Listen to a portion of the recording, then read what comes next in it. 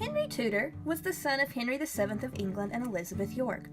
He became king in 1509 following his father's death, in which he then became known as Henry VIII. Upon becoming king, Henry married Catherine of Aragon, a Spanish princess and the widow of Henry's older brother, Arthur. During this time, Catholicism was the official religion of England, but the Protestant Reformation had started to take hold in many areas of Europe. Henry and Catherine had one surviving child together, a daughter named Mary. But what Henry really wanted and needed was a male heir, a son. One day, Henry met Anne Boleyn, and it was love at first sight. Since Catherine could not give him a son and was no longer able to bear children, Henry set out on a mission to divorce Catherine so that he could marry Anne. Henry petitioned the Pope of the Roman Catholic Church, Pope Clement VII, for an annulment, but the Pope refused. This tug of war between Henry and Pope Clement VII would last for 6 long years. Finally, Henry decided that he didn't need the Pope's permission to have an annulment, and he declared himself the head of the new Church of England, and he granted himself the annulment from Catherine. Following this annulment, Henry VIII and Anne Boleyn married secretly in January of 1533. This would be the final break with the Catholic Church.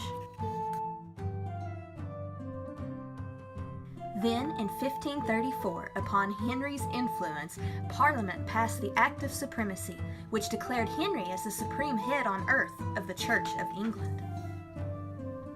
Not too long into their marriage, Anne gave birth to a beautiful daughter with red hair named Elizabeth.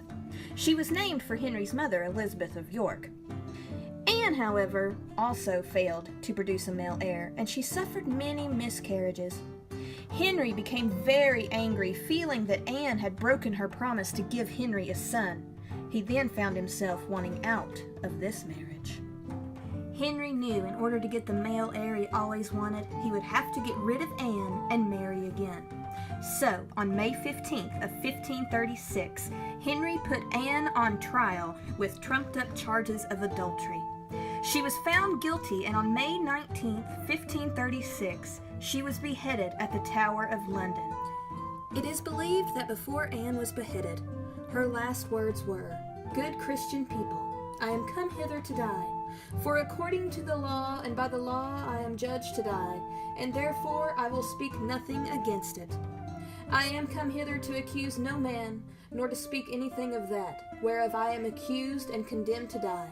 But I pray God save the king, and send him long to reign over you.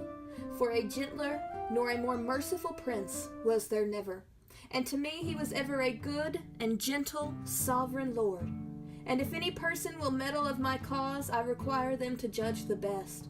And thus I take my leave of the world and you all, and I heartily desire you all to pray for me. O Lord, have mercy on me. To God I commend my soul."